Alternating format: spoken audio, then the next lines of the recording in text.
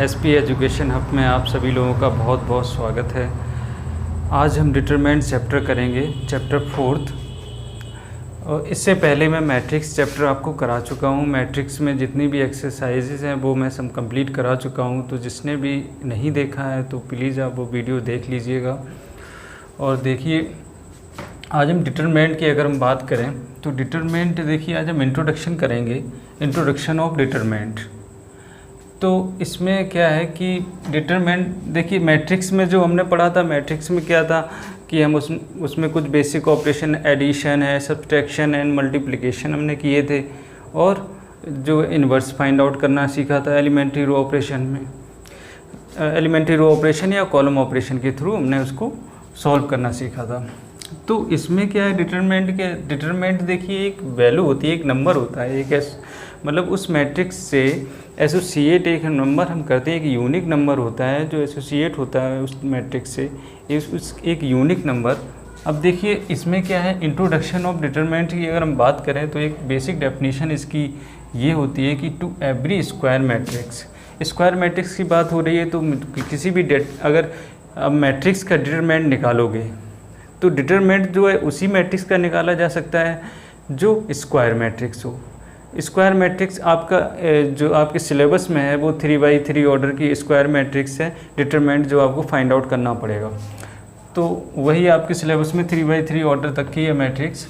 तो इंट्रोडक्शन, अगर हम इस इंट्रोडक्शन की बात करें तो to every square matrix A, कोई भी स्क्वायर मैट्रिक्स है Aij और इसका ऑर्डर है n मान लेते हैं। ऑर्डर जो है n इसलिए लिखा हुआ है कि n/n है, वहाँ पे ये स्क्वायर मैट्रिक्स की बात हो रही है इसलिए n लिख दिया। We can associate a number, किसी भी एक नंबर को हम एसोसिएट करते हैं रियल और कॉम्प्लेक्स। वो नंबर आपका रियल हो सकता है या कॉम्प्लेक्स हो सकता है। कॉम्प्लेक्स जैसे आपने 11th में एक चैप्टर पढ़ा होगा कॉम्प्लेक्स नंबर, जिसमें a + ib के फॉर्म में हम किसी नंबर को लिखते थे। तो कुछ इसी तरह से होगा, ये कॉम्प्लेक्स नंबर हो सकता है या रियल नंबर हो सकता है। तो call determinant of the square matrix means किसी भी, इससे हमें ये जाना कि किस डिटरमिनेंट हम स्क्वायर मैट्रिक्स का ही फाइंड आउट कर सकते हैं। और डिटरमिनेंट क्या है, एक ऐसा नंबर है जो एसोसिएट होगा उस मैट्रिक्स से। अब देखिए इसमें जैसे सपोज आपकी एक मैट्रिक्स है, if A, B, C, D, ये आपकी कोई एक मैट्रिक्स है। देन अब डिटरमिनेंट, अब हम इसका डिटरमिनेंट अगर, then determinant of A is written as, इसका हम डिटरमिनेंट हम लिखना चाहेंगे तो इस तरीके से लिखना पड़ेगा। ये जो आपकी दो लाइनें होती हैं, A आपकी मैट्रिक्स है, इसकी मैट्रिक्स की वैल्यू ये है, और इसके ये दो लाइनें कर दे, दो लाइन आपकी बना दी हैं, तो ये डिटरमिनेंट ऑफ A कहा जाएगा। मैट्रिक्स अगर अंदर है तो इस तरह से हम नंबर लिखेंगे A, B, C, D is equal to determinant A। तो इस तरीके से रिप्रेजेंट करते हैं। अब जैसे इसके कुछ बेसिक पॉइंट्स हैं। फॉर मैट्रिक्स A, ये भी आपको ध्यान रखना है। For matrix A determinant A is read as, इसको हम मतलब इस नंबर, इसको हम इस तरह से पढ़ते हैं, is read as determinant of A not modulus of A। Modulus में भी आपने देखा होगा कि किसी नंबर का, जैसे कि मान लीजिए -2 है, इसका हमने मॉडुलस किया तो ये नंबर जो भी आया है मॉडुलस से बाहर वैल्यू वो पॉजिटिव होगी। अगर पॉजिटिव कोई वैल्यू है तो वो तो पॉजिटिव रहती ही है। तो ये मॉडुलस नहीं है, ये डिटरमिनेंट है। मीन्स किसी भी ये आपकी कोई मैट्रिक्स है, इसका हमें डिटरमिनेंट निकालना है इसके अंदर, तो ये डिटरमिनेंट ऑफ A कहा जाएगा। Determinant of matrix A, determinant of matrix A। Then only square matrices have determinant, जितनी भी स्क्वायर मैट्रिसेस होती हैं उनका डिटरमिनेंट हम फाइंड आउट कर सकते हैं। तो वही आपके 3x3 ऑर्डर तक की आपकी मैट्रिसेस जो हैं वो आपके सिलेबस में है। तो देखिए ये कंडीशन जो डिटरमिनेंट की आती है यहाँ से। अब जैसे आपने पहले एक यूनिक नंबर की मैं बात कर रहा हूँ। यूनिक नंबर का मतलब है, जैसे कि आपने पहले पढ़ा होगा 10th क्लास में कि मैट्रिक्स में जैसे आपने सीखा था, मैट्रिक्स में आपने क्या सीखा था, किसी भी लीनियर इक्वेशन को सॉल्व करना मैट्रिक्स मेथड से, मैट्रिक्स मल्टीप्लिकेशन के थ्रू। जैसे सपोज़ ये मैट्रिक्स है, सपोज़ ये लीनियर इक्वेशन है a1x + b1y is equal to C1, then A2x plus B2 by is equal to C2। ये दो आपकी लीनियर इक्वेशन है। इन लीनियर इक्वेशन को सॉल्व करने के लिए आप जो है आपने 10th में जो मेथड पढ़ रखे थे उससे भी सॉल्व कर सकते हैं लीनियर इक्वेशन को, बट जो है अभी आपने रिसेंटली मैट्रिक्स मेथड से इनको सॉल्व करना सीखा। तो इसका मतलब क्या है कि इसमें एक एक्स वाई की कुछ यूनिक वैल्यू, अगर इन लीनियर इक्वेशन को सॉल्व किया जाए तो कुछ यूनिक वैल्यू आती थी। यूनिक वैल्यू का मतलब है A1 upon A2 is not equal to B1 upon B2। ये हमने पढ़ा था पहले कि अगर इन लीनियर इक्वेशन की कोई यूनिक वैल्यू होगी तो वो इस कंडीशन को फॉलो करेंगी। अगर हम इसका क्रॉस मल्टीप्लिकेशन करते हैं तो ये हो जाएगा A1 B2 is not equal to B1 A2, या इसको हम ऐसे लिख सकते हैं A1 B2 minus B1 A2, कुछ इस तरह से आएगा, इज़ नॉट इक्वल टू 0। मतलब ये एक नंबर होगा, ये एक नंबर होगा, ये जो वैल्यू आएगी मैट्रिक्स को जब हम सॉल्व करेंगे, यही एक तरीके से जो ये वैल्यू है ये एक नंबर आएगा, या कोई भी रियल वैल्यू हो सकती है या कॉम्प्लेक्स वैल्यू हो सकती है। तो ये जो वैल्यू आएगी वही नंबर जो है एसोसिएट होगा उस मैट्रिक्स के थ्रू। तो किसी भी डिटरमिनेंट की हम वैल्यू निकालना हम सीखेंगे, मतलब किसी मैट्रिक्स का हम डिटरमिनेंट फाइंड आउट करेंगे। तो देखिए यही एक तरीका होता है। अब देखिए सपोज़ मान लीजिए कि A एक मैट्रिक्स है।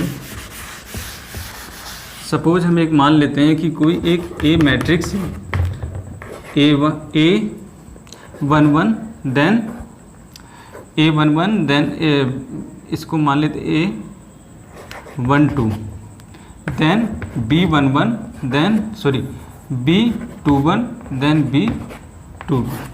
ये मैट्रिक्स, ठीक, ये मैट्रिक्स है। इसका हमें डिटरमिनेंट फाइंड आउट करना है। इसका हमें अगर डिटरमिनेंट फाइंड आउट करना है तो उसके लिए हमें इसको इस तरीके से लिखना पड़ेगा A12 then B21 then B22, इस तरीके से लिखना पड़ेगा। अब क्या करते हैं हम, जो मेथड है हमारा वो ये है कि हम इसका इसमें मल्टीप्लाई करते हैं, देन माइनस फिर इसका इसमें मल्टीप्लाई करते हैं। तो क्या वैल्यू निकल के आएगी, A11 B22 then minus A12 then B21, ये वैल्यू निकल के आएगी। तो ये हमारा इस मैट्रिक्स का डिटरमिनेंट निकल के आया। ये एक नंबर होता है जो एसोसिएट होगा इस मैट्रिक्स के थ्रू। अब जैसे कि मैंने ये पिछला लास्ट बताया था लीनियर इक्वेशन का। सपोज़ मान लीजिए कि P एक मैट्रिक्स है जिसमें वैल्यू है A1 then A1 B1 then A2 B2, ये है। जब इसमें मल्टीप्लाई करेंगे तो A1, अगर जब इसका डिटरमिनेंट निकालेंगे, अभी तो ये मैट्रिक्स है, अगर हम इसका डिटरमिनेंट निकालते हैं तो ये वैल्यू हो जाएगी A1 B1 A2 B2। तो इसका इसमें मल्टीप्लाई करेंगे तो A1 B2 then minus A2 B1। देखिए यही एक वैल्यू, यहाँ से भी एक वैल्यू निकलेगी जो एसोसिएट होगी इस मैट्रिक्स के थ्रू। जो लीनियर इक्वेशन को हमने सॉल्व किया था वही इसमें भी वैल्यू आ गई थी। तो इसी तरह से ये आज हमने बेसिक सीखा अभी, इंट्रोडक्शन ऑफ डिटरमिनेंट, कि किस तरीके से फाइंड आउट करते हैं किसी मैट्रिक्स का। ये एक बेसिक इंट्रोडक्शन था, तो आप समझ गए होंगे। चलिए इसके बाद order 1 and order 2/2 and order 3/3 की मैट्रिक्स के बारे में जानते हैं। कि इसमें जैसे हमें determinant of matrix of order 1, कोई भी मैट्रिक्स है, कोई मान लीजिए स्क्वायर मैट्रिक्स है, स्क्वायर मैट्रिक्स का ऑर्डर जो है 1/1 है। सपोज़ मान लेते हैं एक मैट्रिक्स है जिसका ऑर्डर 1/1 है, मान लीजिए 3 है, 3 इस तरह से मैट्रिक्स में है और ऑर्डर इसका 1/1 है। तो इस मैट्रिक्स का डिटरमिनेंट क्या होगा, इसमें ऑर्डर 1 है, 1 का मतलब 1/1 की मैट्रिक्स होगी। तो इसका अगर हमें डिटरमिनेंट निकालना होगा तो क्या आएगा, डिटरमिनेंट आपका 3 आ जाएगा। कहने का मतलब है कि जो भी वैल्यू आपकी मैट्रिक्स के अंदर होगी 1 बाई 1 के ऑर्डर में, 1 बाई 1 का ऑर्डर मैट्रिक्स में है, तो वही वाली जो नंबर है उसके अंदर मैट्रिक्स के अंदर वही आपका डिटरमिनेंट होगा। तो ये आपका फर्स्ट पॉइंट आपको क्लियर हो गया होगा कि अगर 1 बाई 1 ऑर्डर की मैट्रिक्स है तो उसका जो डिटरमिनेंट है वही एलिमेंट होता है जो उस मैट्रिक्स में होता है। उसके बाद नेक्स्ट पॉइंट की अगर हम बात करें तो determinant of a matrix of order 2। Order 2 का मतलब है कोई भी स्क्वायर मैट्रिक्स है उसका ऑर्डर 2 बाई 2 है। तो सपोज मान लेते हैं कि ये एक मैट्रिक्स रही होगी 2 4 -1 2, ये मैट्रिक्स के अंदर है होगी वैल्यू, मैंने इसको डिटरमिनेंट में लिखा हुआ है। इस तरह से क्वेश्चन आपका आएगा। अगर ये डिटरमिनेंट का ये साइन है आपका, तो सीधा उन्होंने क्वेश्चन लिख दिया है कि evaluate this value, then evaluate this value. अब जैसे कि अभी मैंने आपको एक पॉइंट क्लियर किया हुआ है, कि जैसे कि आपकी अगर मैट्रिक्स है A11 A12 then A21 then A22, ये स्क्वायर मैट्रिक्स है ऑर्डर 2 की। तो इसका अगर हमें डिटरमिनेंट निकालना होगा, अगर हम डिटरमिनेंट इसका निकालना होगा तो इसको हमें इस तरह से लिखना पड़ेगा A11 A12 A21 A22। तो मैंने आपको बताया है कि इसका इसमें मल्टीप्लाई, देन माइनस, फिर इसका इसमें मल्टीप्लाई या इसका इसमें मल्टीप्लाई। तो इसका डिटरमिनेंट आ जाएगा A11 A22 minus then A12 A21। तो इसको सॉल्व करने के बाद जो भी वैल्यू हमारी आएगी वही आपका डिटरमिनेंट होगा उस मैट्रिक्स का। तो यहाँ से इवेलुएट करते हैं, इसकी वैल्यू अगर हम फाइंड आउट करें उसकी तरह ही, तो क्या हो जाएगी, इसका हमें इसमें मल्टीप्लाई करना पड़ेगा। ये देखिए ये 2 है, ये 4 -1 और 2, तो इसका इसमें मल्टीप्लाई करना पड़ेगा। तो करते हैं, देन माइनस, उसके बाद माइनस लगाना है, उसके बाद इसका इसमें मल्टीप्लाई, तो -1 × 4, 2 2 जा 4, देन माइनस, ये -4 हो गया, देन 4 प्लस माइनस प्लस 4 = 8। तो इसकी वैल्यू आ गई 8। देन इसको अगर हम सॉल्व करते हैं तो वही मेथड है, इसका इसके साथ multiply, x × x, then minus sign, then multiply x - 1 × x + 1, x × x x² minus x - 1 plus x + 1, तो a - b then a + b, तो a² - b², तो ये x² - 1 हो जाएगा। 1 का स्क्वायर 1 होता है, देन x² - x² + 1, ये कैंसिल, इसकी वैल्यू 1 आ गई। तो ये ऑर्डर 2 का एक्सपेंशन था, किस तरीके से हम डिटरमिनेंट फाइंड आउट करेंगे मैट्रिक्स का। उसके बाद ऑर्डर 3 देखिए, determinant of the matrix of order 3। तो ऑर्डर 3 का मतलब है कोई भी आपकी स्क्वायर मैट्रिक्स होगी, उस स्क्वायर मैट्रिक्स का जो ऑर्डर होगा वो 3/3 होगा। तो इस सपोज अब मैंने एक कोई मैट्रिक्स रही होगी जिसके एलिमेंट ये हैं, तो हमने उसका डायरेक्ट इस तरह से लिख दिया है कि डिटरमिनेंट हमें निकालना है, उस मैट्रिक्स के एलिमेंट ये रहे होंगे, तो डिटरमिनेंट के फॉर्म में मैंने लिख दिया है। तो इसका डिटरमिनेंट निकालने के लिए देखिए, डिटरमिनेंट आप किसी भी स्क्वायर मैट्रिक्स का आप डिटरमिनेंट जब आप निकालोगे तो किसी भी रो के थ्रू निकाल सकते हो या किसी भी कॉलम के थ्रू निकाल सकते हो। आप फर्स्ट रो के थ्रू निकाल सकते हो, सेकेंड रो, थर्ड रो, किसी भी थ्रू, आप किसी भी कॉलम, आप उस किसी भी कॉलम या किसी भी रो के थ्रू आप निकालोगे तो वैल्यू आपकी सेम आएगी, चाहे आप फर्स्ट कॉलम के थ्रू निकालो चाहे आप फर्स्ट रो के थ्रू। तो अब वैल्यू तो सेम आएगी, तो हम फिर इसका डिटरमिनेंट निकालें कैसे जिससे हमें आसान हो। तो आपको ये पहचानना है कि कोई भी मैट्रिक्स है उसका हमें डिटरमिनेंट निकालना है। तो आप सबसे पहले ये देखो किस रो या किस कॉलम में सबसे ज़्यादा ज़ीरो है। नंबर ऑफ़ ज़ीरोज़ आपकी मैक्सिमम जिसमें होंगी, ज़्यादा होगी, उस कॉलम या रो के थ्रू आप उसको सॉल्व करिए। तो देखिए हम इसमें अगर हम देखें तो सबसे ज़्यादा ज़ीरो किस में है, ये इस कॉलम में। थर्ड कॉलम जो है इसमें 2 ज़ीरो दे रखी हैं, तो इसमें कैलकुलेशन कम होगी। अगर हम इसको फर्स्ट कॉलम के थ्रू निकालते हैं तब भी वैल्यू वही आएगी, सेकंड कॉलम के थ्रू तब भी वही वैल्यू, थर्ड कॉलम के थ्रू वही। लेकिन थर्ड कॉलम में 2 ज़ीरो हैं इसलिए ये थोड़ा आसान पड़ेगा, इसलिए हम इसके थ्रू कर रहे हैं। देखिए कैसे करेंगे। अब जैसे यहाँ पे हमें डिटरमिनेंट इसका निकालना है,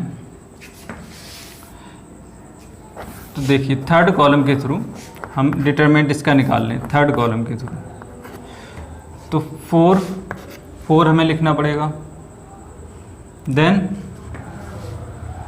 अब देखिए 4 लिखा है, अब इससे अटैच एक रो एंड कॉलम कैंसिल हो जाएगी। इससे अटैच क्या है, ये वाली रो कैंसिल, ये कॉलम कैंसिल। अब क्या एलिमेंट बचे, ये, इसको हम यहाँ लिख लेते हैं -1 3 4 1, ये हो गया। अब देखिए, अच्छा एक चीज़ और, यहाँ पे साइन और आप थोड़ा ध्यान रखिएगा, इसमें साइन और लिखे जाते हैं। अब जैसे A11 का अभी मैं बताऊंगा किस तरीके से साइन आते हैं। ये प्लस का साइन, देन माइनस यहाँ पे रहेगा, देन प्लस, उसके बाद माइनस, प्लस माइनस प्लस। अब यहाँ प्लस है तो माइनस आ जाएगा, यहाँ माइनस है तो प्लस आएगा, उसके बाद यहाँ प्लस है तो माइनस। मतलब अगर प्लस जहाँ लिखा हुआ उसके आसपास माइनस के साइन होंगे। ये देखिए प्लस है तो यहाँ माइनस, यहाँ भी माइनस, यहाँ भी माइनस।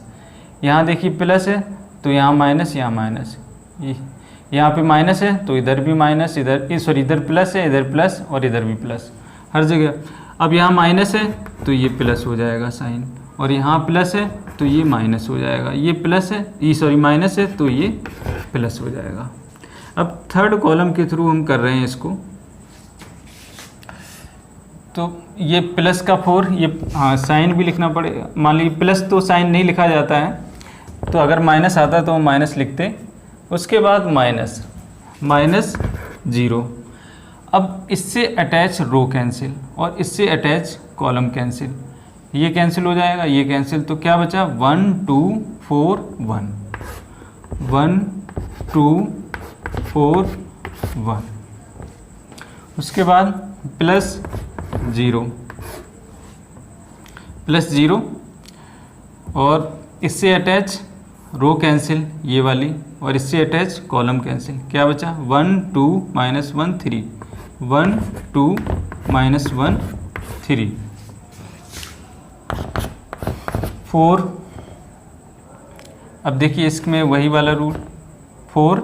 अब -1 × 1 तो क्या हो गया, -1, देन -4 3 जा 12, माइनस ये 0 है तो सारा 0 हो जाएगा।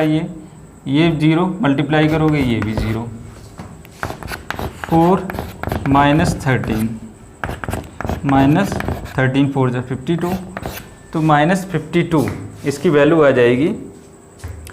तो देखिए ये डिटरमिनेंट हमने इस मैट्रिक्स का ये फाइंड आउट कर लिया। उसके बाद मैं आपको आपका डाउट क्लियर करने के लिए किसी एक और रो के थ्रू में, रो या कॉलम के थ्रू सॉल्व करके और दिखा देता हूँ। इसकी वैल्यू सेम आएगी, तो वो देखिए कैसे। हम मान लीजिए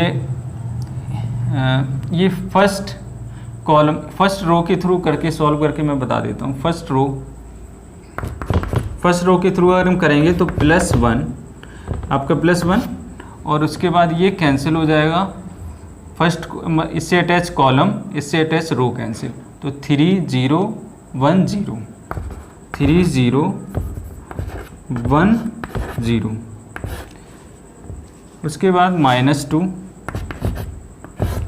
-2, इससे अटैच कॉलम कैंसिल, देन रो कैंसिल, तो क्या बचा -1 0 4 0, -1 0 4 0, देन +4 इससे अटैच कॉलम कैंसिल रो कैंसिल, तो -1 3 4 1, -1 3 4 1, ये 1 हो जाएगा। इसका इसमें मल्टीप्लाई 0, इसका इसमें मल्टीप्लाई -0, -2 ये 0 हो जाएगा, देन -0 +4 मल्टीप्लाई -1 इसमें मल्टीप्लाई तो -12, ये तो 0 हो गया सब, 0 ये 0, 4 -13, देन -52 इसकी वैल्यू आ गई। तो देखिए आप किसी रो या कॉलम के थ्रू किसी के भी थ्रू एक्सपेंड कीजिए तो आपकी वैल्यू सेम आएगी।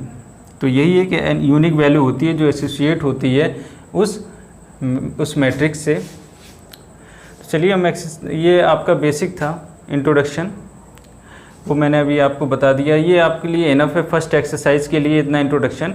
उसके बाद मैं अभी एक्सरसाइज आपको 4